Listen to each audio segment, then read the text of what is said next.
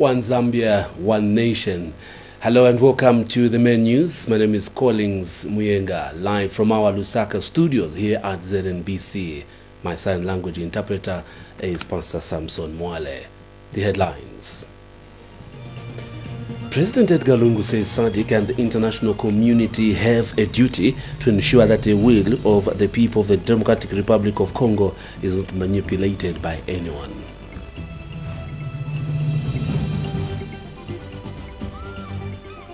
Minister of General Education David Mabumba says there is no policy or directive from the ministry that restricts parents to purchase uniforms from schools.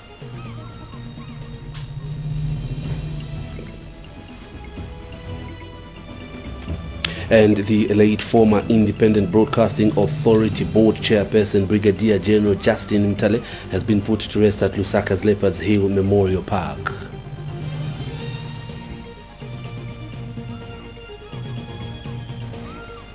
In sports, Ghana football club coach Beston Chambeshi has dropped midfielder Kelvin Kampamba for the pre-group knockout stage return match against San Pedro of Ivory Coast.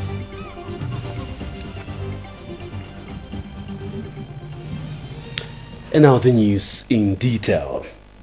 President Edgar Lungu says SADC and the international community have a duty to ensure that the will of the people of the Democratic Republic of Congo, DRC, is not manipulated by anyone. President Lungu, who is the chairperson of the SADC Troika on politics, defense and security, says that the people of DRC should be allowed to determine their future without any form of manipulation in the aftermath of the recent election, which has been disputed. He says Zambia and the entire region was worried about a huge number of Congolese at the risk of being displaced if the political situation is not resolved in the interest of the people of DRC.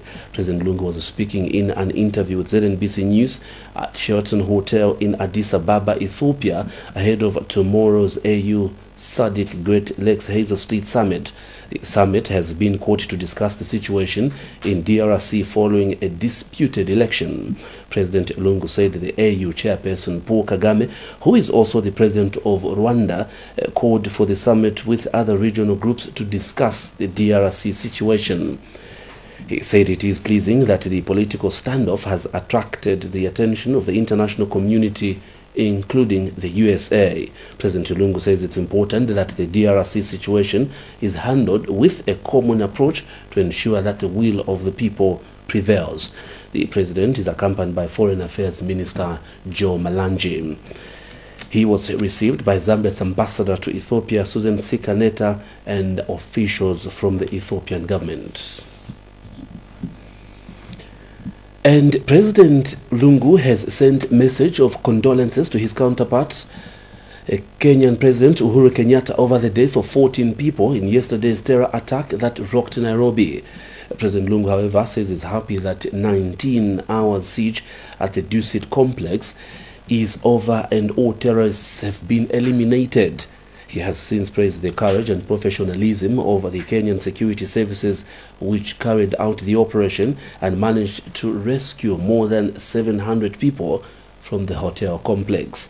The president has condemned the destructive and senseless face of terrorism in all its forms and has renewed Zambia's commitment to global efforts to preserve peace and democracy and fight terror. In a message of condolences unveiled to ZNBC by Special Assistant to the President for Press and Public Relations, Amos Chanda, President Lungu said Zambia and Kenya share the deepest bond of friendship. He said the people of Zambia are praying for the victims and their families and those recovering from the terror attack. Meanwhile, Zambia's High Commissioner to Kenya, Brenda Muntemba, says all Zambian nationals in Kenya have not been affected by the terror attack which happened yesterday in Nairobi. She has since urged Zambians to join President Kenyatta and the people of Kenya in praying and fasting for peace. Now, the Zambia Center for Inter-Party Dialogue, ZCID, will tomorrow update the nation on the national dialogue process set for Friday, January 2019. This follows consultations that ZCID held with the Forum for Political Parties Outside Parliament in Lusaka today. ZCID board chairperson Nathan Mulonga has disclosed this to the media after hours of deliberations with the political parties. The Forum for Political Parties Outside Parliament met today, and they've deliberated and they've made resolutions. Those resolutions have since been submitted to the board of ZCID, which is going to consider those resolutions, and tomorrow at an appropriate time the ZCID board will be able to issue a statement based on the resolutions of the Forum for Political Parties Outside Parliament. We wish to thank you for staying around, and we believe that once the decision has been taken by the ZCID board, you'll be informed of the decision of the board. Thank you. What are the resolutions? They are subject to the board, and they'll be made tomorrow after we've deliberated on them. Acting President Inonge Wina has authorized the evacuation of former Vice President Lupando Mwape to South Africa for specialist treatment. Health Minister Chitalu Chilufya has confirmed the development to ZNBC News in Lusaka this evening, saying the former Vice President will be evacuated tomorrow morning. Mr. Mwape has been admitted to the University Teaching Hospital UTH for the last 9 days. And speaking from his hospital bed, Mr. Mwape thanked President Edgar Lungu and Acting President Inonge Wina for the love and care showed to him through the hospital staff at UTH. Meanwhile, Dr. Chilufya has disclosed that the board chairperson of the Health Professionals Council Zambia HPCZ, Sekela Nibanda, has been removed and replaced with the Minister of Health Permanent Secretary Administration Kenneth Malama.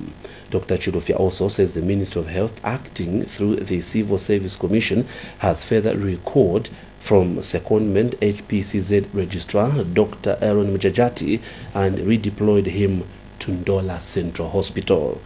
In a separate development, Dr. Chilufya says 32,000 people living with HIV have been placed on the new HIV drug, Dr. Graver DTG, across the country.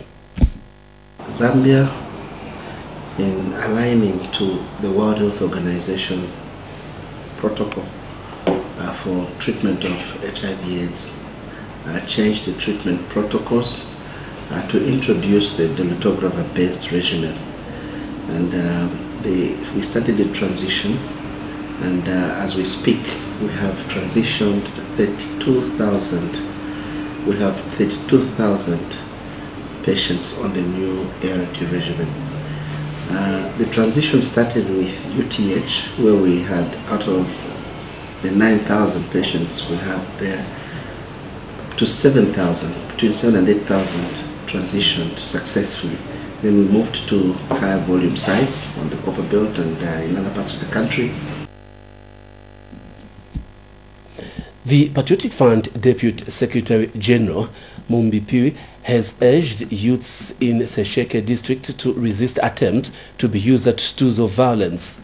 Mrs. Piwi says youths should not allow any selfish politician to entice them into being used to perpetuate violence during the Sesheke Central parliamentary by-election campaigns. The Patriotic Front Deputy Secretary General further says the PF is a peaceful party and has not imported any political hooligans from other parts of the country to Sesheke.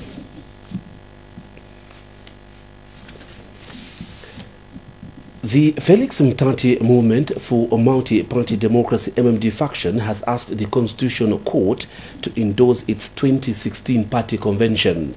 Lusaka lawyer Joseph Jalasi, who is representing the faction, has submitted that the convention was legally convened, and Mr. Jalasi has submitted that the case is properly before the Constitutional Court as earlier guided by the Supreme Court.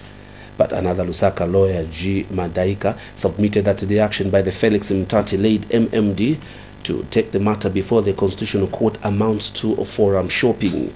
Mr. Madaika justified that there is another matter in the Lusaka High Court where the legitimacy of the convention that elected Mr. Mutale as MMD president has been challenged.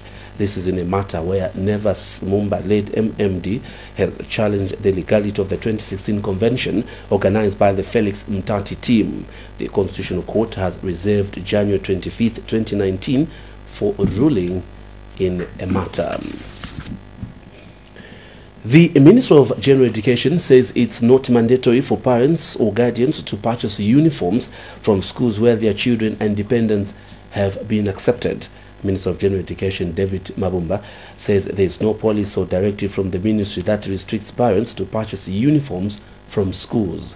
Mr. Mabumba said this during a media briefing in Lusaka today following complaints from parents of the purchase of uniforms from schools. Mr. Mabumba said government has taken over the running of SOS Children Village School after funds were withdrawn by a named donor.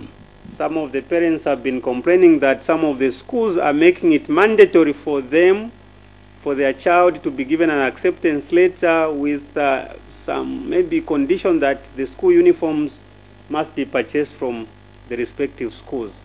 A parent can buy a school uniform from any vendor.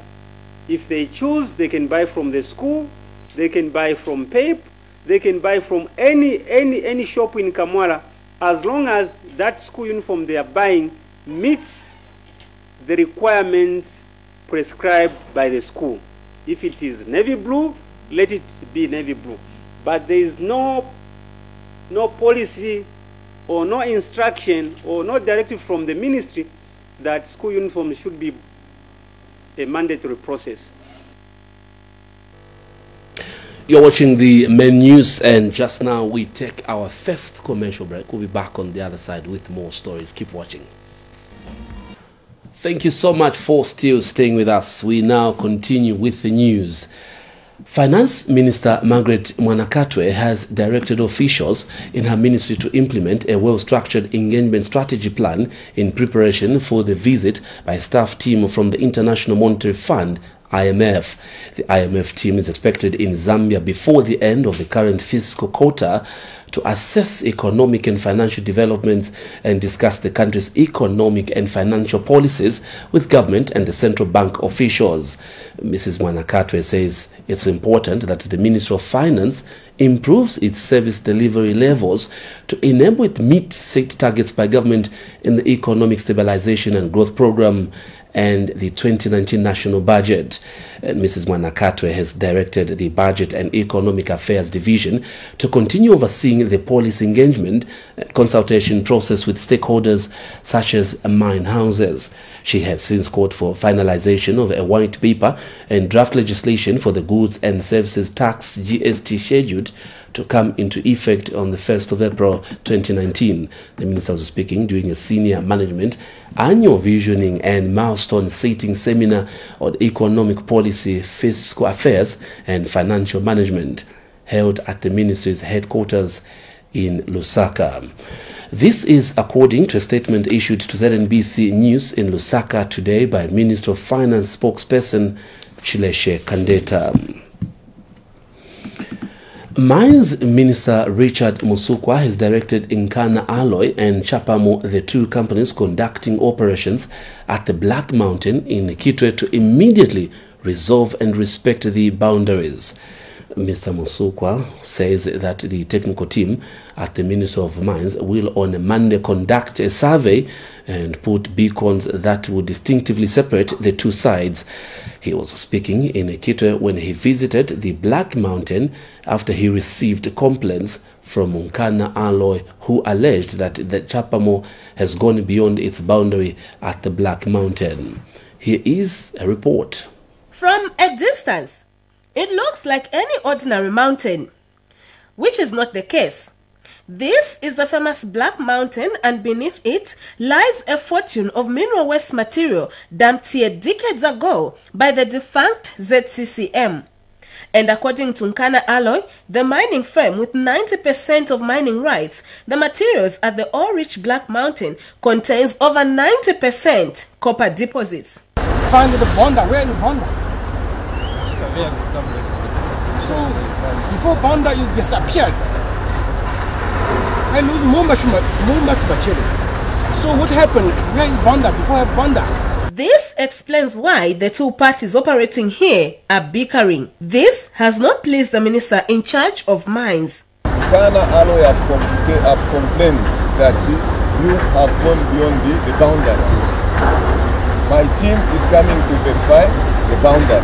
The minister wants beacons to be erected here to separate the warring parties. The boundaries that define Ghana Alloy and Chapamo must be well defined. And to that effect, the beaconing which was done must be put in place in order to avoid any misunderstanding between Ghana Alloy and Chapamo. To that effect, I have further directed that my team of surveyors working with Ghana Alloy and Chapamo must come on site within 5 days and ensure that this beaconing are properly done. And Ghana Alloy wants this done as soon as possible. The issue of the boundary, the minister has addressed it. Next week, the people from the ministry will come and then we'll draw the boundary. So if anything, where we go wrong or where they go wrong, let's sit down, harmonize the situation, see how we can get a better result out of it. Tamara Mswala, ZNBC News in Kitwe. Now, two civil society organizations, CSOs, say the new taxation regime in the mining sector is justifiable and should be supported. Civil Society for Poverty Reduction Executive Director Patrick Nshindano says it's time that the country benefited from its natural resources. Mr. Shindano says it is important for the mines to adhere to the taxation regime and stop threatening government with job cuts and suspensions of operations. He said this in an interview with ZNBC News in Lusaka today. And in a separate interview, Transparency International Zambia Director Wesley Chibamba said the mining companies are paying less taxes compared with other countries in the region. There is no doubt whatsoever when you look at the numbers. Mining, which basically accounts for over 18% in terms of our GDP, if you look at forex earnings standing around 80%, but in terms of contribution to revenue, it contributes about 2% of GDP. That is of last year. That status could change. But what that tells you is that clearly, as a country, we are not benefiting enough. And when you look at mining as a whole, in terms of its consumption of our natural resource, talk about road infrastructure, you talk about electricity, they are the major consumers of electricity, water resource, and so on. And those are services that actually have to be delivered through taxation system. It is unfortunate that there is a pushback on the part of the mining sector. One of the things now that we need to engage on is a very constructive dialogue between government and the mining companies. The propensity by mining firms to twist government using workers as government, as bargaining chips should come to an end. The threats to lay off 21,000 workers as announced by the Chamber of Mines should not be condoned. Like I earlier mentioned, I think mining firms have an obligation, and they need to realize that it's their responsibility to pay their fair share of taxes. I mean, when you look at the taxes applicable to them, starting from the electricity tariffs, the mining firms are paying less than what hospitals and schools pay. We now have a picture of the presidential story. President Edgar Lungu says the SADC and the international community have a duty to ensure that the will of the people of the Democratic Republic of Congo, DRC, is not manipulated by anyone. President Lungu, who is the chairperson of the SADC Troika on politics, defense and security, says the people of DRC should be allowed to determine their future without any form of manipulation in the aftermath of the recent election, which has been disputed. He says Zambia and the entire region remain worried about a huge number of Congolese at the risk of being displaced if the political situation is not resolved in the interest of the people of DRC. President Lungu was speaking in an interview with ZNBC News at the Sheraton Hotel in Addis Ababa, Ethiopia, ahead of tomorrow's AU SADC Great Lakes Heads of State Summit. The president is accompanied by Foreign Affairs Minister Joe Malanje. He was received by Zambia's ambassador to Ethiopia, Susan Sikaneta, and officials from the Ethiopian government. Ultimately, whatever groupings you may think of, whatever stakeholder interest groups you may imagine, the intention of the region and the Africa is that we need to approach this from a common position, which will ultimately allow the people of the Democratic Republic of Congo decide their destiny in the manner that other countries in the region are doing. And I think that's basically why we are here. But you see, the timing of this meeting was such that it coincided. Our friends in the Great Lakes region wanted to hold a meeting, SADC was wanted to hold a meeting, the AU wanted to hold a meeting. So we said the best place is the Addis Ababa, where we have the facilities and it will be easy for us to coordinate. And I know that some of our members in SADC were in Abu Dhabi. I know personally I had a chat with President Kengo. He was flying in on his way home. So I can say the same for the President of Angola. So that's why we are here basically. The most important thing I must emphasize is that the will of the people of the DRC should not be manipulated or stolen by anyone. And I think the people who should ensure that it doesn't happen is us, the neighbors in the region, before we even call upon others beyond. Community Development and Social Services Minister Ole Papiu is disappointed that some people in rural areas are shunning the social cash transfer, perceiving the funds to be satanic. Ms. Piwi says there is a need to sensitize communities on the benefits of the social cash transfer so that they stop shunning the funds. The minister was speaking in Gwembe district when she addressed women and men under the social cash transfer, the JORO program, and those who received the food security packs.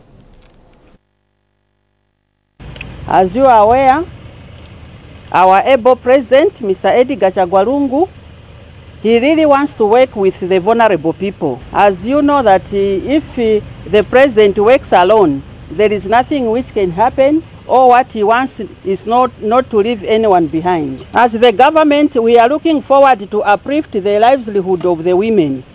That's why all these things come direct to the grassroots to see that all these people who are vulnerable, they achieve something in their lives. You're watching ZNBC's main news, and just now we take another break. Up next is business news. Keep watching. And our business news in details. Zambia Revenue Authority ZRA Commissioner General Kingsley Chanda says the authority will continue with its zero-tolerance approach to all forms of tax evasion. Mr. Chanda says the authority will also start the prosecution of offenders while forfeiting items and mode of transport used to the state. The ZRA Commissioner General was speaking during the launch of the new uniform for the Customs Enforcement Unit in Lusaka today. He thanked the cooperating partners and the enforcement agencies for their continued support to the authority during the operations. And Commissioner Customs Sidin Chibabuka said the introduction of new uniforms for customs officers will help them navigate in more serious and dangerous terrains efficiently.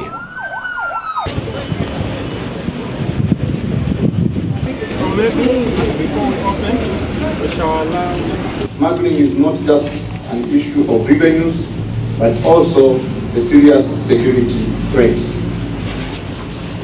For your information, in 2018 alone, we had 6,241 interceptions of goods valued at 2.8 billion kwacha. What this means is that without these interceptions, we would have lost that money. Let me assure our smugglers that we will not disappoint them. As we promised in 2018, we will religiously hunt for them in our new uniforms and seize their goods and their trucks. But we will also give them a bonus by prosecuting. I want to reiterate that the Customs Services Division is not here to make life difficult for businesses involved in legitimate trade. To the contrary, we exist to provide trade-related border controls. We facilitate trade, collect revenue, and contribute to border security. It is only non-compliant traders that will find it difficult to work with us. I want to make it clear that as ZRA, and Customs in particular, we are a customer-focused agency that aims at giving the best customer experience so that we all enjoy fulfilling our roles in the global supply chain. Still in business, motorists in Lusaka are concerned with the conduct of insurance companies when handling the settlement of claims. Now, some motorists talked to by ZNBC News say most insurance companies now take too long to settle claims by their clients when there is misfortune. Let's get the details in the following report. An insurance policy is a contract that provides financial protection or reimbursement against losses from an insurance company. Insurance policies vary and are dependent on an individual's desire. However, the most common in Zambia is motor vehicle insurance, as it provides financial protection against physical damage or bodily injury resulting from traffic collisions. But most motorists talked to by ZNBC News have expressed concerns on how some insurance companies take too long to settle claims. My insurance motor vehicle with some certain insurance company. But the problem which I'm trying to put across to these insurance companies is once you are found in an accident, they don't give your money immediately there and then. Now, I was involved in an accident way back in 2018 in the month of August. And my vehicle is under comprehensive insurance. I've been following up that matter up to date, nothing has happened. When I had the funeral, I wanted to get my claim, but each time I took the death certificate as I requested. So each time I went there, it took about 3 months for me to get the money. But the Insurance Association of Zambia has given this explanation. Among other reasons why the delays happen could be due to delay in submission of the required paperwork. Mr. Mwashika also observed that many vehicle owners opt not to insure their cars comprehensively. However, motor vehicle insurance coverage is one of the essential legal requirements for licensing vehicles in Zambia, and failure to do so is subject to a fine. Austin Mutale, ZNBC News, Lusaka. The Zambia Environmental Management Agency, ZEMA, says all persons or facilities supplying plastic carrier bags and plastic flat bags to customers below 30 microns in thickness should cease to do so by February 14, 2019. ZEMA says it will, from February 1st, 2019, begin to enforce the extended producer responsibility regulations with the aim to minimize waste. ZEMA Director General John Musimuko has since urged business owners and the community to stop using plastic carrier bags and instead use alternative shopping bags that may either be provided for free or at a fee. And Lusaka Province Minister Bowman Lusambo has appealed to local chain stores and any other business entities still using plastic materials that they have been banned to be ready for extended producer responsibility regulations. The minister said this when he visited different chain stores in Lusaka to check on the compliance levels in readiness for the statutory instrument that will see the phasing out of non-recyclable plastic materials. And Deputy Lusaka Mayor Chilando Chitangala said councils will ensure business firms adhere to the statutory instrument. For us as Lusaka Province, we will enforce this law together with other government departments like ZEMA, Lusaka City Council, local government, commerce, and other stakeholders. We want to be the role model. You know, Lusaka is the #1 province, and when we have laws like this one, we just have to make sure that we are on top of things at Lusaka province, so that other provinces can see what we are doing. These regulations came into effect sometime in August last year, However, we gave a period in which we engaged them in detail to explain exactly what this law entails and what is expected of them, as well as what would apply if any one of them was to be found non-compliant. So we feel that at this point in time we have had enough engagement, and therefore we are saying that by the end of this month, when we cross over into February, on the 1st of February, everybody should be compliant. And that wraps up business news. Join us for more business news on Friday this week. Thank you so much for watching. The late former Independent Broadcasting Authority IBA Board Chairperson Brigadier General Justin Mutale has been put to rest at Lusaka's Leopards Hill Memorial Park. And Tourism and Arts Minister Charles Banda has described the late General Mutale as a man who contributed to the promotion of professionalism in the media fraternity. Mark Ziligone now gives us the details in the following report.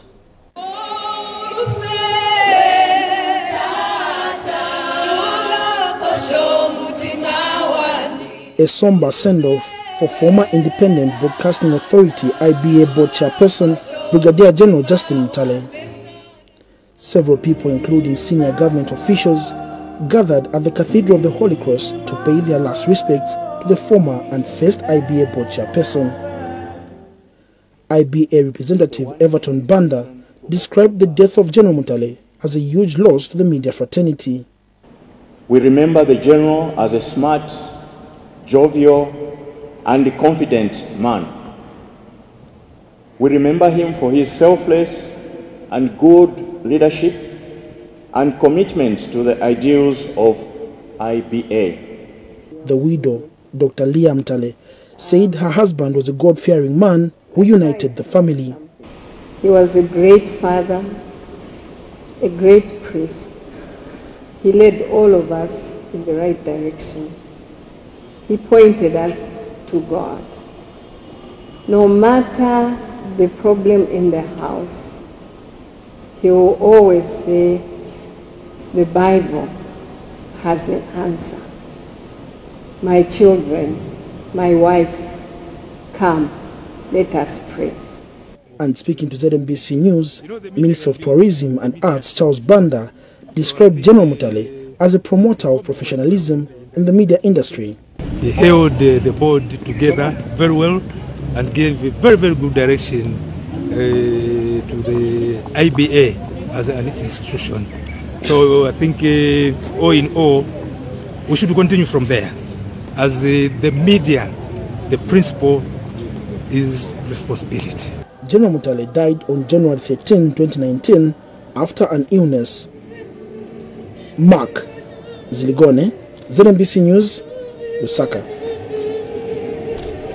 And finally, in sports news, the Nkana football coach Peston Chambeshi has dropped midfielder Kelvin Kampamba for the pre-group knockout stage return match against San Pedro of Ivory Coast.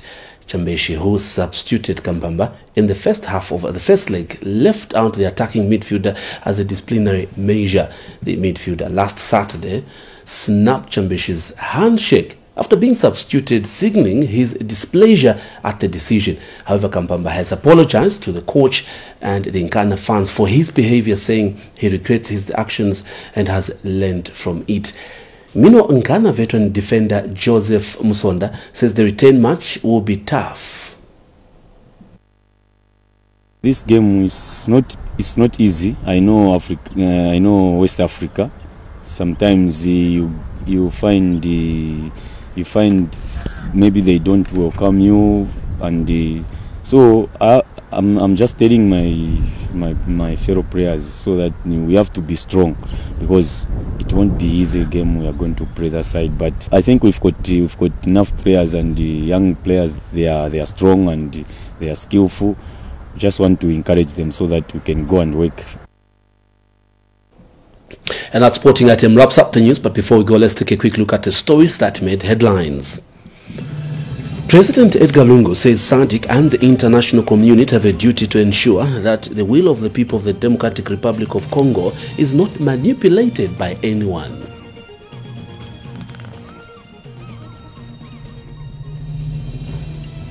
Minister of General Education David Mabumba says there is no policy or directive from the ministry that restricts parents to purchase uniforms from schools.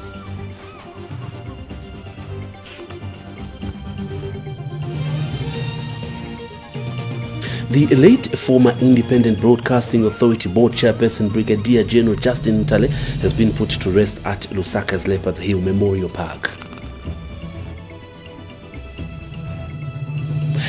And in sports, Nkana Football Club coach Beston Chambeshi has dropped midfielder Kelvin Kampamba for the pre-group knockout stage return match against San Pedro of Ivory Coast. So it's all the best to Nkana Football Club, and that wraps up the main news. Thank you so much for watching. My name is Collins Mienga, and Pastor Samson Mwale has been the sign language interpreter. Keep watching ZNBC. It's bye for now.